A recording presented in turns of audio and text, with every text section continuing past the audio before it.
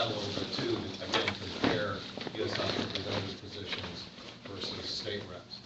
So this may seem like an odd chart to show you, but I couldn't resist starting off because this really represents the largest problem in America by far, and that's debt. This chart is something that everyone in America should look at. It's very simple, it's easy to read, it's easy to understand. This is total debt. This is private and public. By private, that's individuals, corporations. Public would be municipalities, states, federal, all of it, all right? And it's a chart that simply plots it out, the total amount of debt since 1870 to basically 2000. 1870, so it's really all of modern time for the country. Now, so time is across the bottom, and the percentage of debt, or the amount of debt, I should say, is a percentage of GDP. GDP is just the amount that a country produces. GDP of Texas is over $1 trillion for the state of Texas alone. The amount of goods and services. GDP is the amount of goods and services produced. So it gives you an idea of how much economic engine there is. You go and take that to some place, in South America or Africa, and they hardly produce anything. We have small states that produce more than the country of Greece, for example, that you hear a lot about in the news. So this relates all of these years and the amount of debt in those years as a percentage of GDP. And so this green and blue line kind of gives you a normal level through those years. So here it was below, there it's into it, and then it's below again. So most of the time it's been at that level or less. And those are times when there's been much less economic chaos. But you see the first big spike, and the red dot is the panic year of 1929. That's why I like this one. There's lots of them on the internet, but this one's about the best because it's got the colors. And you see the amount of debt skyrockets on the front side of that and peaks at around 290%. So that, what I'm saying is, in just simple, you don't have to be an economist. By the way, I do economics in the stock market for a living, so this is kind of my backyard. But you don't have to be an economist to look at this and see that something was really, really, really wrong. And it was a tremendous amount of debt buildup. That was the problem then, and that's the problem now. Because now, it didn't hit 290%, it hit 370%. And it's come off to about 344%. Way out, way out. This is something I challenged. I used to do a blog radio thing when I was in the city. If we ever get it set up out here, I guess I'll do it from my house again. But I got a retired economist from the Dallas Fed. This guy spent all of his life in economics. I've done it, through my work by learning it myself. And I said, I pointed out this to him, and he wouldn't, he couldn't admit that the problem was all of this debt.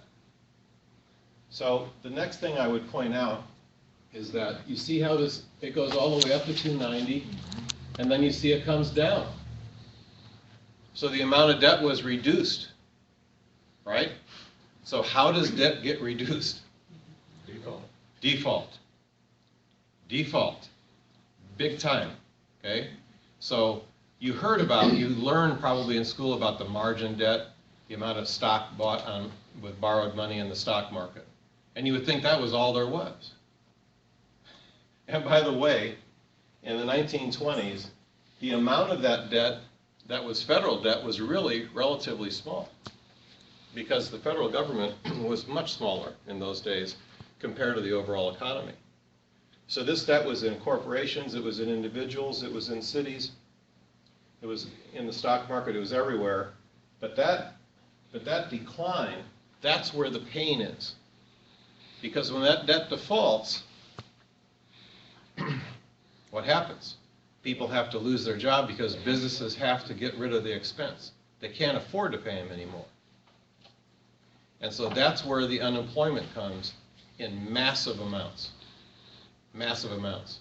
Just to give you an idea, or a relative number, the unemployment rate today, using the same numbers, is around 11%. They reported at 5%, but using the same numbers in apples and oranges, it's around 11%. When you see that line coming down and all that debt goes bad, their unemployment reached a peak of around 26%. So 1 out of 4 workers didn't have a job. All right, so we go into the war, out of the war. I'm born in '52, so that's an important year. And it took us all the way till the 1980s to start breaking out through that green line and starting to skyrocket. And it's gone up and up and up, and we equal, just to give you an idea, we equaled around where the Depression was in around the year 2001. And then we kept on going, and you see the 2008 panic year was right there, and actually there was so much borrowing going on. There were so many of those home loans and all the rest of the financing that was going on. It just kept on going up, even after the 2008 panic. So what is that little bit of downturn there?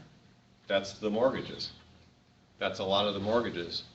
And to give you an idea, roughly, everything that I read shows that there's about 5 million more mortgages that are underwater, where people owe more than what their home is worth today, where the prices have come back. So my point of this is, we know how crazy Congress is. We know all the laws that they've made. We know that they don't get turned out of office no matter how bad it is. So this is what's been created, and until that line comes down, and you notice it will come down, when it does, it will come down rapidly, and there's massive amounts, billions and billions and billions of dollars of defaults, that's when this is over. I went to the Tuesday morning meeting and met the guys, and somebody asked me, you know, how far out do you think it is? And I said, well, it's probably at least a couple of years based on this. But until that debt default happens in large quantities, and probably, you know, rather suddenly over a couple of years, then it's not over. And there's nobody talking about this. Nobody. There's nobody on the news talking about it. There's nobody in my world on Wall Street talking about it. Everyone's just going on as if there's nothing wrong. So if anything I leave you with tonight, I want you to see the staggering level that it's at relative to the economy today. Because the economy today is about $18 trillion, but the debt's 60. About, to give you an idea, just to give you a number, the total debt, that total debt number is about $60 trillion. So it needs to be cut roughly in half. So $30 trillion has to go bad or get paid off. That ain't happening. You know, that's not happening. All right, so this is what I'm kind of trying to relate to about the U.S. government. Let's show them. You know, they always talk about infrastructure. So I wanted to have something a little light to show you. Operation No. is a government initiative designed to That's okay. You want to do that first? It's up to you. What do you want? I thought you were going here next. Okay, that's fine. Okay, so has anybody heard of Operation Choke Point? One? Couple of yeses. This is something else, guys. The Department of Justice, this is a Department of Justice program. They actually have the nerve to call the program Operation Choke Point. And who wrote this into law is your Congress. Now I'm going to go back to the Henserling thing, because I take a shot at all these guys. And what I was going to say, when I go to one of these events where they're speaking, town hall like his, first thing I do is say, well, what committee is Henserling on? Because I made the mistake where I lived in Irving when I first challenged Kenny Marchant, who was our state rep, to ask him a question that he wasn't on a committee. Because that allows him to point to another congressman. And when I asked Kenny Marchant about the National Defense Authorization Act that he voted for, he goes and points to that guy from Wichita Falls. Can't think of his name. Anyway, he's the chair of the defense, whatever committee. And so he says, well, he said it was okay. And I said, well, it isn't okay because it wipes out just a couple of the amendments to the Constitution. I think jury trial, innocent until proven guilty, all, minor things like that. But he says, well, so-and-so from the Defense Committee told me, it was a good bill, it was fine. So from that point forward, I says, I will, again, I'm just trying to tell you how I've learned, I will never go to one of those meetings without finding what committee that guy is on. So when I heard about this Henserling thing, I wasn't able to go to it. I looked him up. So Henserling is chair of the Financial Services Committee.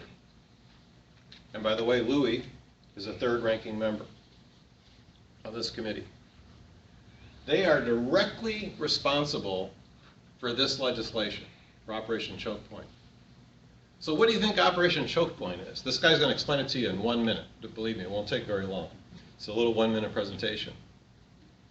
It is a program that was supposedly designed to get bad guys from laundering money and selling drugs and laundering money and so forth. But what it really has come down to being, if they don't like your business, then the Justice Department or the IRS or any kind of other regulator contacts the bank and says, shut down that guy's account. Shut down that business account. A lot of these are ammunition sales. A lot of these are gun sales. Yeah, some of them are pornographic things or, magazines or whatever, stuff like that that's unsavory. But it isn't illegal and no one is charged with anything. Again, we don't charge people with some violation first, take them to court and prove it. No. We just shut the business down because they can't even have a bank account because the government says so. Now, this is the same federal government who's supposedly concerned about jobs. They've closed hundreds of thousands of businesses across the country doing this. Okay, so let's go roll our little presentation. We got the volume up. Operation Choke Point is a government initiative designed to intimidate banks from doing business with industries the government considers high risk. This secret program threatens. Let me see if I don't, last time, that's right, we had a problem with the volume, didn't we? Oh, there you go. Yeah, it's Well, it great. goes up, but it doesn't really necessarily through the. It's not really, it's It fake, it's sounds fake like- volume. From the HDMI cord, I'll check my other volume, but Okay, so but this guy does a good job explaining. let me check my, yeah, it's 100, okay. So they're both at 100%, so let's see what Yeah. happens. Banks with audits. Operation Choke. What if you took the mic over to your? It won't reach. That's okay, that's okay. If we're quiet, it's only a minute long. I'll kind of reiterate It's a it. government initiative designed to intimidate banks from doing business with industries the government considers high risk. This secret program threatens banks with audits, lawsuits for heightened regulatory scrutiny. 30 industries were targeted, including short-term lenders, telemarketers, and firearms sellers. This operation effectively chokes high-risk businesses from banks, payment processors, and other financial services. Without a bank to deposit money or payment processor to handle credit card transactions, businesses cannot operate. In 2012, Operation Choke Point was created by the Justice Department under the Obama administration. It is carried out by government agencies like the FDIC and Consumer Financial Protection Bureau. The Justice Department says Operation Choke Point is fighting fraud, but in reality, entirely legal and legitimate industries are driven under or choked out of business.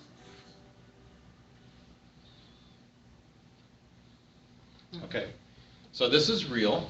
This is not even a conspiracy. So the bank is threatened that we will come and audit you if you don't do as we say and close the account for this business that we don't like. And apparently they find lots of them. I read where there's hundreds of thousands of them. So this is one of my reasons why I'm trying to persuade you to not focus on Washington, to not really concern ourselves a lot with Jeb Hensarling and the rest of them. Because the debt is so far gone, the only thing that's left to happen is for the debt to default. The amount of crazy programs that they created, I gave you one example, there's lots of examples. We know about how people were attacked by the IRS, what's her name, Catherine Engelbright down in Houston was one of many people who were basically persecuted because they didn't like them, their political ideology. So this I brought along. Now these are truly Japanese, these are pictures of two real Japanese bridges. And this is worse than a bridge to nowhere, because these bridges don't even have a road. This is when, every time I see those idiots on TV talking about infrastructure spending, I think about this. So I brought this along to lighten it up a little bit. That was a picture of New Jersey. So this is an example of what large government, big government does with billions and billions of dollars. You build bridges that don't even have a road attached to it. We got the other one there? Beautiful, isn't it? It's magnificent. And if you, and my other point is on the U.S. Congressman, if you or I were the chair of the Financial Services Committee, how many days could you stand for Operation Choke Point? And of course, they have so many of these programs, most people don't know about. There's another one called the asset forfeiture. They actually stopped people. I found incidences where people were stopped in East Texas, all around the country, and money was taken from people from their cars. They asked them, do you have any cash? And this is all about, money laundering and drugs and all this kind of stuff, and held it. I saw on Glenn Beck reported instances of that asset forfeiture. A guy has been in business with a family grocery store in rural Michigan. His daughter works for him. She's, 35 to 40 years old. She takes the money to the bank directly across the street every single day. How many businesses do that? They take their money to the bank every day. Well, it's less than $10,000. She explained to the camera that we have insurance to cover us in case whatever, somebody loses, gets wet or gets burnt or something happens. We're insured up to $10,000. So we make sure we take that every day so we never have a deposit over $10,000. Well, the government has a program that if you're making lots of deposits under $10,000, then you must be suspicious of doing something wrong. Structuring. But again, they call it structuring in the banking world. But a lot of people don't know about it. So again, just like this Operation Choke Point, instead of charging them with a crime and saying, you're structuring your deposits, you're avoiding $10,000, what did they do instead under this program? The IRS took the money out of their bank account. They contact the bank and they say, give us the money. The guy had $33,000 on deposit for his grocery store, and the next thing he knows, he has zero. It took him over 2 years to get his money back, and they spent $22,000 in legal expenses. So what I'm saying is, if you have a government like that, that's that tyrannical, this is tyranny, is it not? Yes. That someone takes your assets from you? Whether it's somebody driving in a car, whether it's somebody with a storefront business that the government doesn't like, or whether it's some other stupid thing about how you make your deposits. So I say, to heck with them. I'm not going to put my effort to that. So my effort is, and focus on, is state government. We went on vacation recently, and I was forced to be with friends of ours' friends who were really, really, really liberal. And It was a hard week. I just knew. I bet. It's one of those things where you just, you're there every day for whatever, 4 or 5 days. I just knew that eventually I was going to have a little debate with this guy. So he was whining, since he was a gay man and has had his buddy who was there for 30 years together, he was whining about not having a gay marriage, and he lives in New York State. And I said, well, that's really the blessing that the founders gave us, don't you know? Because each state can make their own laws. So if you want to have gay marriage up there, he goes, yeah, but we didn't have it till now. I says, well, now you have it, okay? I says, but if we don't want it in Texas, that's our business, okay? And I think that's the other reason, with DC so far gone, all these programs, all of this debt, all this bad stuff that's going to happen, representatives who, Hensarling got 85% of the vote, I told Myers, 85%. There wasn't even a Democrat running against him. The Democrats have yielded that district. It's for Republicans only. Just like Sheila Martin Lee and Jackson Lee. yeah, For the- Jackson in Houston, and Eddie Bernice Johnson in Dallas, and all the rest of them on the far left. Those are Democrat districts only, right? So they've cut up the land, they've cut up the districts. That's all done. So why fight that stuff? So focus on the state. So okay, the part I promised that would be somewhat positive. This one? The Yes, picture? yes. Can There's you a move big it up a little bit? Actually, okay. No, Okay. nope. Can you hold that? All right.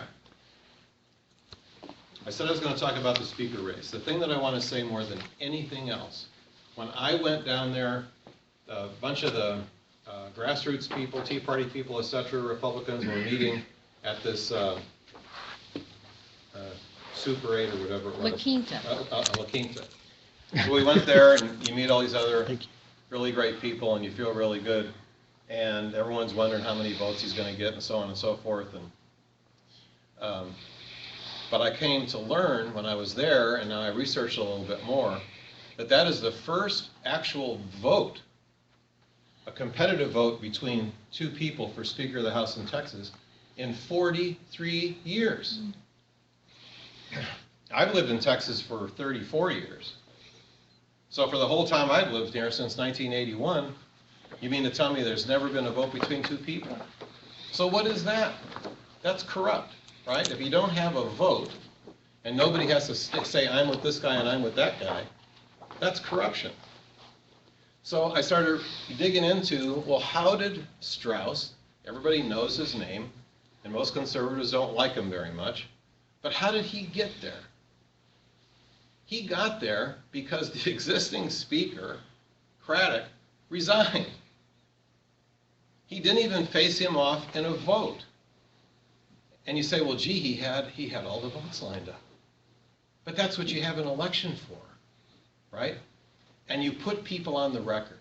So that's what this vote was for. I don't think many of us thought that Scott Turner was going to win. But the point is, who was going to vote for him? And more importantly, who was going to vote for Strauss? And they were going to have to do it for the first time in 43 years. That was the victory. And that's because, I'm telling you folks, in my little world that I've been trying to pay attention to, and the different people that I've met, and I've met a whole lot more people out here that are following this stuff,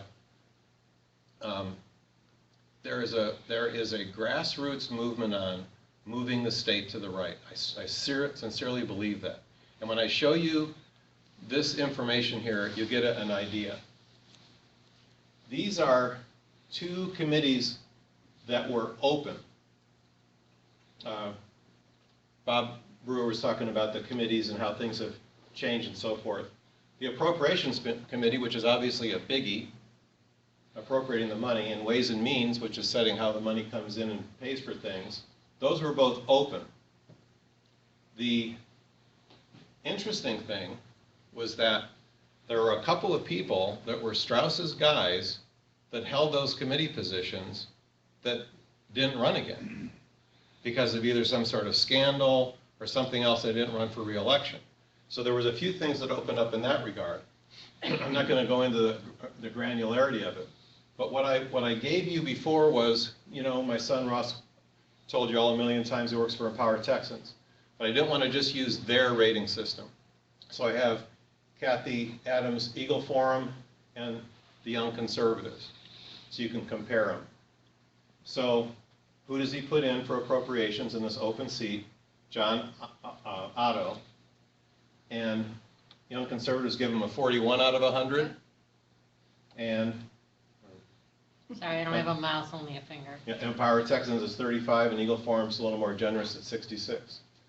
For my money, if you can't be conservative enough to get an 80, you're pretty lousy.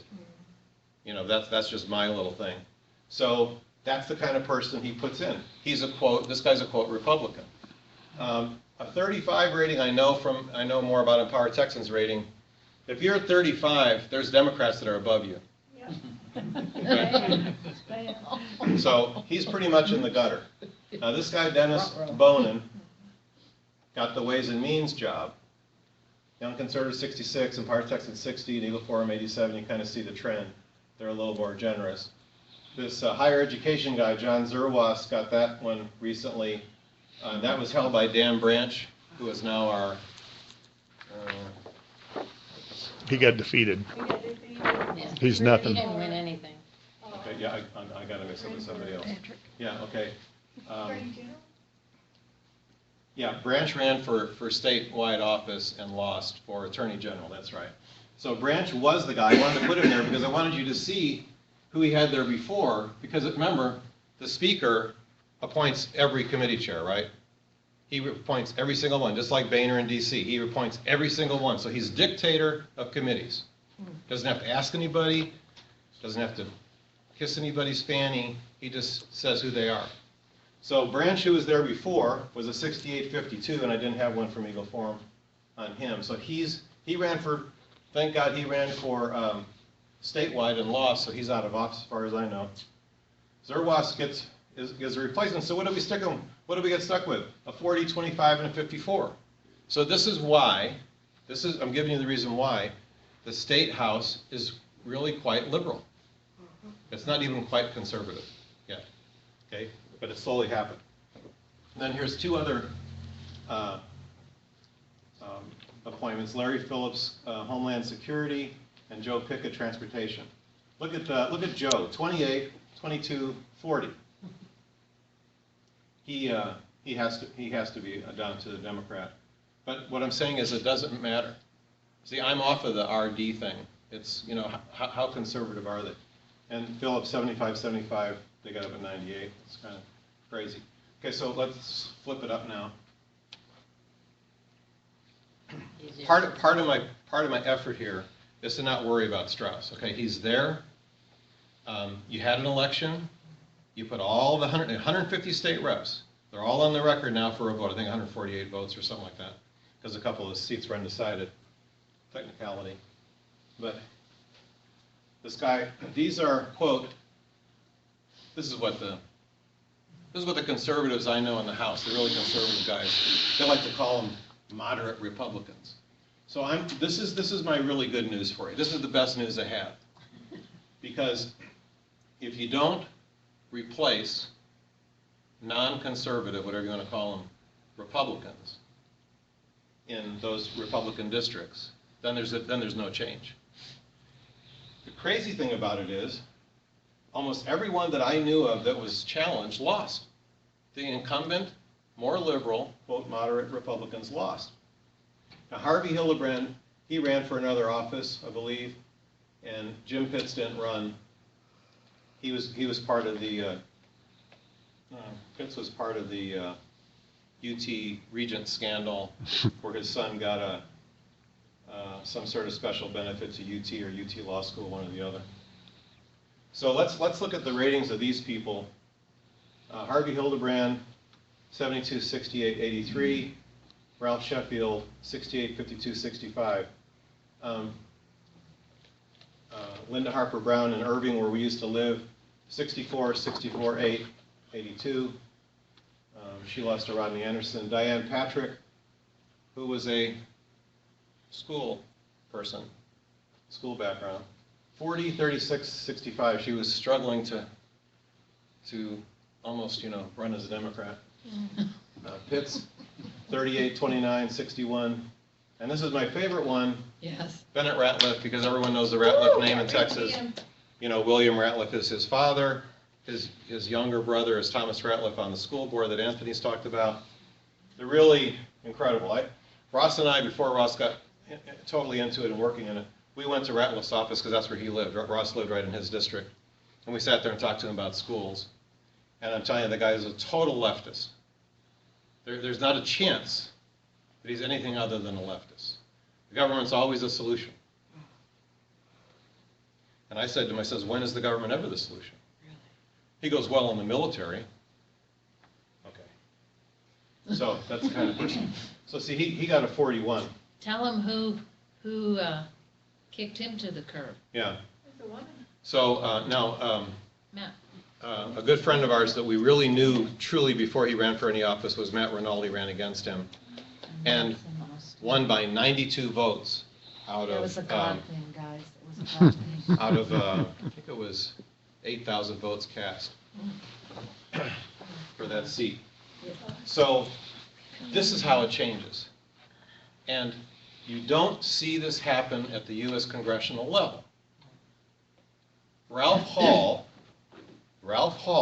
who had to exceed 90 years of age before he was defeated, and was a Democrat, became a Republican when, I think after Ronald Reagan destroyed people in the South, or everywhere, but a lot of Southern Democrats became Reaganites.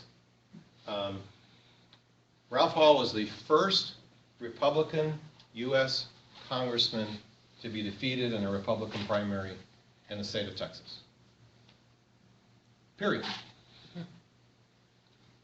So that shows you how hard it is. So my point is, I gotta make my point. My point is, it's difficult to remove them.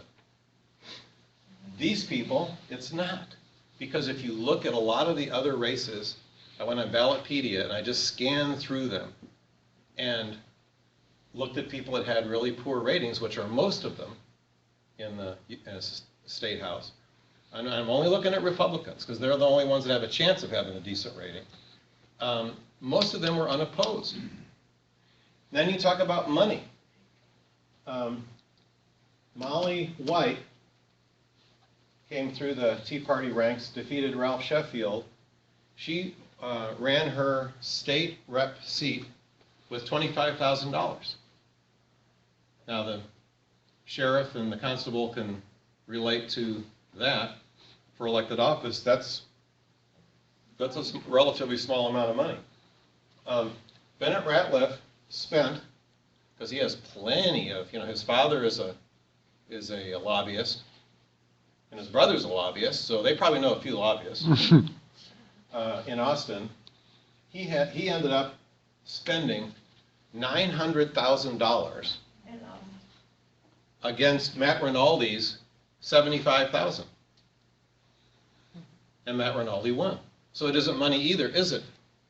It isn't. And their main reason is because the districts are smaller, and I won't digress on that. I've already talked about that on another occasion. But the other great thing is these districts are only about 190,000 population.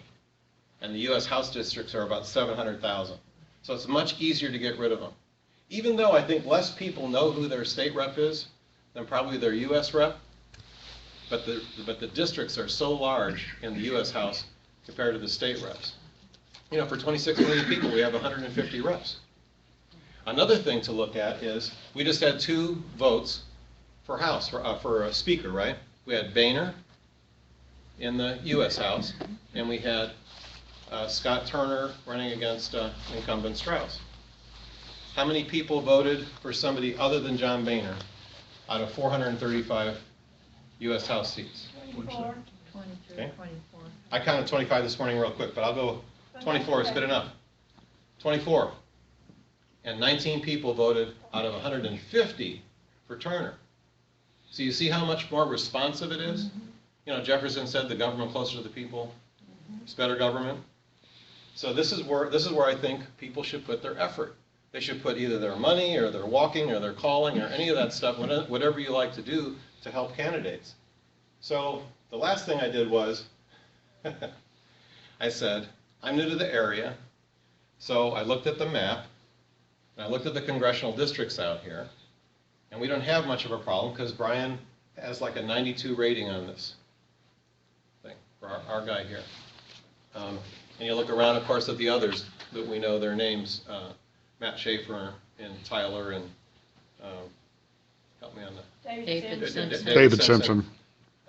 All really great people down there that are really have an ability to make a difference. So I said, well, who are some of these others here? So going east, I looked up this guy named Chris Patty. Chris Patty's got a 62.55, and of course the generous. We'll have to talk to Kathy about her. Yeah. I was looking at all those numbers. She's Yeah. higher. Yeah, she's generous. I think it's like, you throw the high one out. Anyway, and then Travis Clardy, he's down in the Nacogdoches area. And, yeah, but I saw a sign when I was right in Nacogdoches by the school. Probably goes that far. Yeah. He's a 59.49. So I talked to some resources that empower Texans about these guys. And so I got a little background about how they came into office and how they redistricted Wayne Christian out. So there's all this story. I won't go into all that because I kind of know a little bit of the story. But unless there's somebody running against these guys, this is where the rubber meets the road. There's somebody running against somebody. This is where I think we people should put our effort and try to help somebody get these guys out of office. Otherwise, it's never going to change. And of course, they're obviously on the record for voting for Strauss. Dan Flynn, I threw him in there because he was involved with Strauss in the attacking of that UT Regent. Wallace Hall. Wallace Hall. And I just wanted to show what his ratings were. He ended up actually rating pretty good, 87, 86. I can't really fault that. But that's interesting. Did I put anything below this? Okay. The other thing is, the state Senate has 31 Senate seats, and we've had humongous change there. And those are, of course, much larger, 31 for the whole state. Obviously, they're larger. They're about 700,000 or 800,000 population size for state Senate seats. But what I learned was probably one of the most powerful senators in the state Senate, John Corona. He was defeated on I believe that was around 50,000 votes. He was defeated by 660 votes by Don Huffines. And wouldn't you guess, I looked it up to kind of get the background, see if my story fits or my experience fit. It fit perfectly. Corona had been state senator for 17 years. He was 6 years before that a state rep. In the 17 years that he was a state senator, he never had a challenger in the Republican primary. So if you want to know where the void is, if you want to know where the opportunity is, that's where it's at. So Don Huffines runs against him, obviously with the family name. He had a lot of name recognition. It's actually his older brother that's in his grandfather's business, in the car business. Him and his brother do real estate. But I met Don Huffines through the Tea Party. He was trying to help candidates, and he was out there in the grassroots, and boom, now he's in office. Huge, huge change. The thing was supposed to be that, I love this chain reaction. Lieutenant Governor Dewhurst was supposed to be the next U.S. Senator. But when that didn't happen, then Corona didn't get to be the next Lieutenant Governor.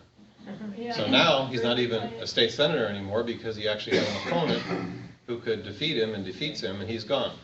So then you all know about Bob Hall and Bob Dewell, close by out here in East Texas. And then you also had basically a vacant seat from who's the lady with the pink shoes? What's her name? Wendy Davis. Yeah, Wendy Davis. One. How could I not remember Wendy? Patty Murray. Anyway, that was kind of a Patty Murray vacant was seat. the original. And a Tea Party gal named Connie Burton, I ended up getting that seat. Very conservative person, much more conservative than what could have been there. So that's just three to name a few. So it's really changed a lot, and that's my point.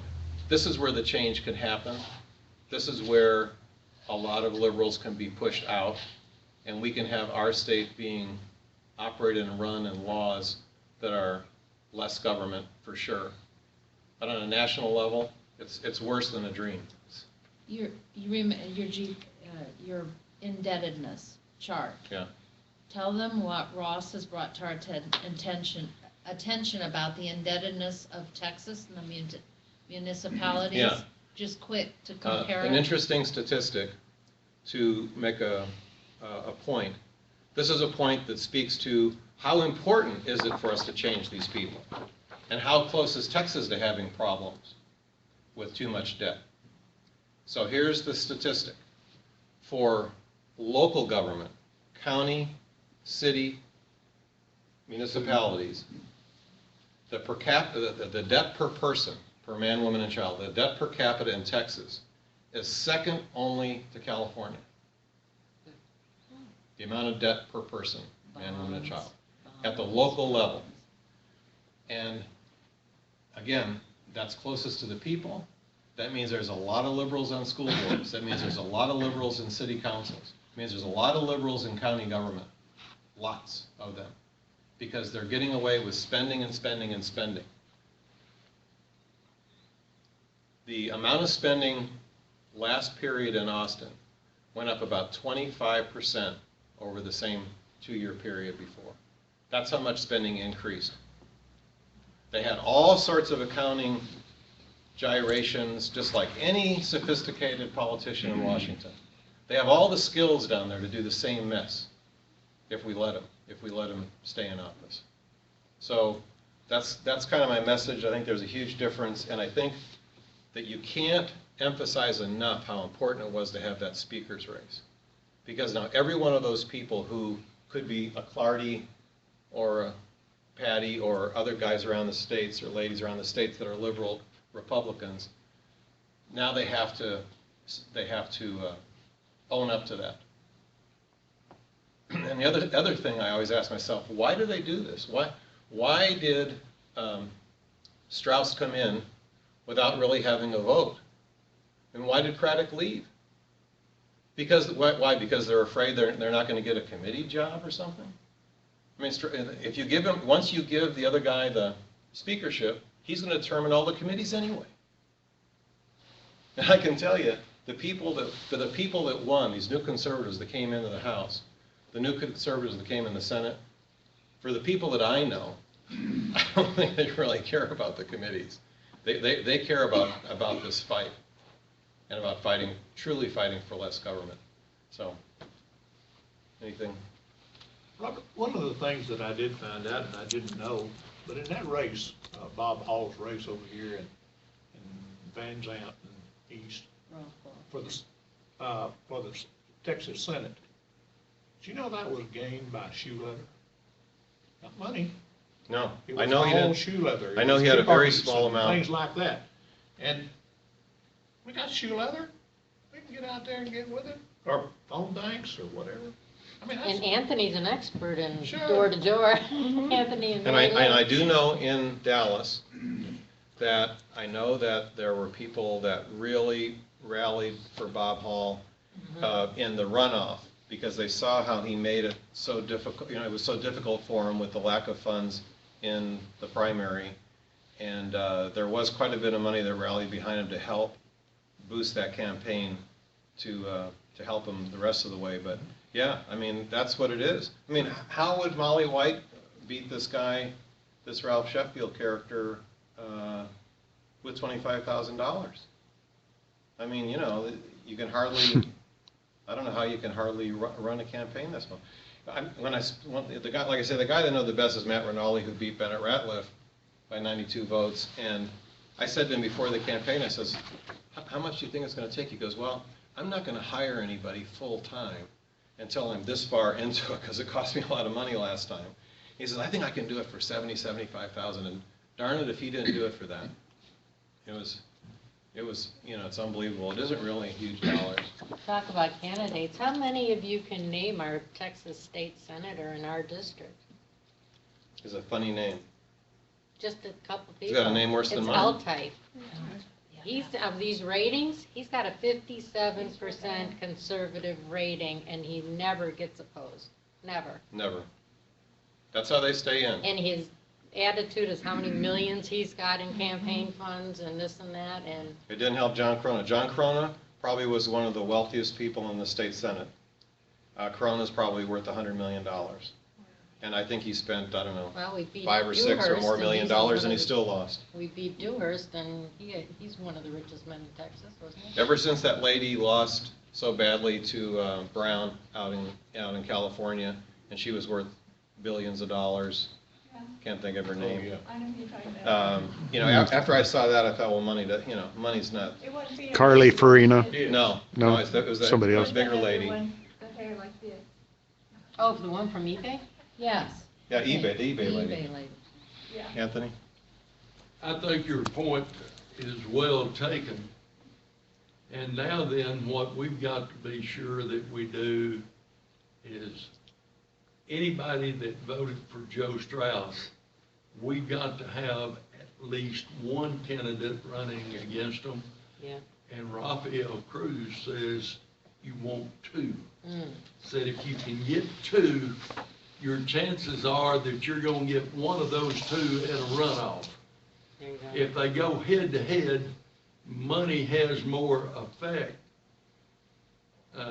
there, but if you've got 2 people running against them that are conservative enough that you can count on them to vote for change, said try to get out and recruit 2 people. And the primary thing is get your organization to get out and knock on doors, be seen in the public as much as possible. And that's what we've got to do. And really, at the congressional level, if we would do the same thing, especially for the Republicans that voted for John Boehner, and I saw Louis Saturday, and Ray Myers went out and talked to him, and Louis said, Ray, how strong are you guys still willing to support me? And he said, all the way, Louis, why? He said, every Republican from Texas except one in the House is doing everything they can to force me to apologize for putting my name out there to run against John Boehner. And he said, I knew I had no chance of defeating him. I just wanted the people to be held accountable and have to show where their values were, and if they were voting for the party or if they were voting for their constituents. And he said, I'm convinced everything I've done was for the people that elected me and put me there, and I appreciate that support, but you've got to organize statewide to make a difference. But we've got to organize statewide to make a difference in Austin too. We can't have any Republican in Austin that has a rating below 85 or 88 that doesn't have at least one person running against them. Kevin Elfite will tell you, y'all go get somebody to run against me. I've got $2.5 million in my re-election campaign fund, and I can raise another $2 to $4 million in 6 months if I need it. And that's what Corona thought, and we won. Right. in Dallas I'll tell you something else with about John Buckeyes. Corona in Dallas. Remember I said it's an 800,000 person state senate district. That's how big they are to have 31 senators for 26 million people. You know who was advertising for John Corona on the radio in Dallas? Roger Staubach. Yeah. Roger Staubach, if I heard one ad, I heard 100 times with all the money that Corona had to spend of Roger Staubach talking about free market, whatever he said, you know, conservative, blah, blah, blah, blah, blah, blah for John Corona. And John Corona, with all that money, and Roger Staubach lost. He lost. With 50,000 votes, he lost by 660 votes, I tell you. Think about that. Now, he was up against a guy that had money in this case, too, so I can't say that Don Huffines didn't have money to spend. He had plenty of money to spend. But my point is, I'll tell you what I'm willing to do. I'm willing to go around to any group out here that you know of, any East Texas group that has to do with at least those two guys, and see if we can find somebody, see if anybody's gonna run against a Clardy or Patty, and talk to these I'll talk to any group you want me to talk to about just what I said here. In Dallas, you know, it's a little more dicey talking to Republican groups because they tend to be really establishment, they tend to be what I call kind of in a trance. You know, as long as there's a Republican in office, then everything's fine. So they have no idea what's going on, and they've just been trained, and they're just like that. But I don't find that to be the case so far out here. I'm sure everyone's an individual, everyone's different, but I mean, that's what I'll do. I'll go around and talk to groups, all you can send me to, and raise Cain about it. Because it's gotta start, and it's gotta start now. And, you know, there's all sorts of stuff going on down there. Let me give you a little bit of highlight about what I learned. Again, Rosta's group, I obviously lean on that because I subscribe to the material. But they had a Texas for Fiscal Responsibility, Michael Quinn Sullivan's group, had a whole bunch of bullet point issues that they thought were important for fiscal responsibility. But I'll just give you a couple of the highlight ones. Passing a truly balanced budget without increases in taxes. These are just the bold print ones. Strengthening the constitutional spending limit, you know, for the population plus inflation and making that law. Reforming up to and including eliminating the gross margins tax. Reducing property taxes, requiring legislators to disclose the contracts they, their spouses, and businesses that they own with state and local government entities in Texas. We know there's a lot of corruption there. Protecting the right of Texas to engage in their government. By the way, the Strauss and his gang attacked Michael Sullivan, their, quote, ethics committee? Texas Ethics Commission. Ethics Commission. They formed a commission on ethics, and their ethics was that Michael Sullivan must be a lobbyist, and he must disclose his, whatever it is, FSC4s. His donor list. His donor list and all that kind of stuff. Well, it just got dismissed in Denton Court. That's done. Done with that garbage. There's another representative close by that beat a real strong opponent, Strauss opponent. That's Dr. Stuart Spitzer over in the Yeah. Coughlin. I forgot to mention it, yeah. County area. The guy that he beat was supported by Strauss too. Protect traditional marriage. Different bills I got here that they've been talking about at Texans for Fiscal Responsibility, against this early childhood education. People are pushing it to oppose that. American laws for American courts. Well, there's a lot of issues, but I didn't want to digress into this particular issues that I think it's really hard for us, unless you want to read for yourself, to know what some of those things are. But I think we need to get around to these different clubs, especially Republican clubs, and kind of shake them up. I went over to Holly Lake one evening with Jim just to see, and they had somebody talking about something, a project that was going on at the school, at the high school, and a couple of teachers made a presentation, so it wasn't really about any issues. It was about the school and what they were doing with the kids, which is nice. But there wasn't anything mentioned about anything. There wasn't an election, there wasn't an issue, there was. Yeah, so I'll go over there and Rattle their try to cage get on their agenda. Dr. David Clardy was elected at the same time Jonathan Stickland was. There were 12 of those freshmen that they really thought were going to be really great. And David Clardy and Chris Patty both turned out to be duds. David Clardy beat Joe Strauss man. Travis he was the pharmacist down in Jacksonville. And then now Clardy has just turned around and taken his place in the Strauss. Well, Giovanni club. too. Giovanni, we thought was.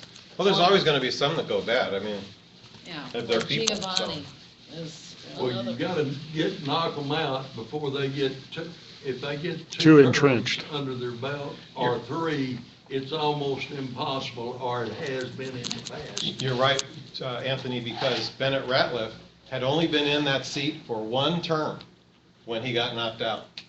It was really something that he was only there with all of his family clout. But, Can I show you this? sure. Can you hold that? Okay, Strauss said there's no retribution on committee assignments. And since he's a Republican, reds are Republicans, blues are Democrats. Is this thing upside down? I did a ranking of committee power from their assignments. So there's way more blue up toward the top. And almost everybody in this chunk voted for Scott Turner. Yeah, Strauss himself said there's no room for retribution yeah. in the House. So he had to say that in front of everybody, right? That's what I've got it psych- on tape on my website. Yeah, but that's what psychopaths do. They say one thing and do the other, so that's kind of. Obama. Yes, absolutely, Obama. I think we got it all.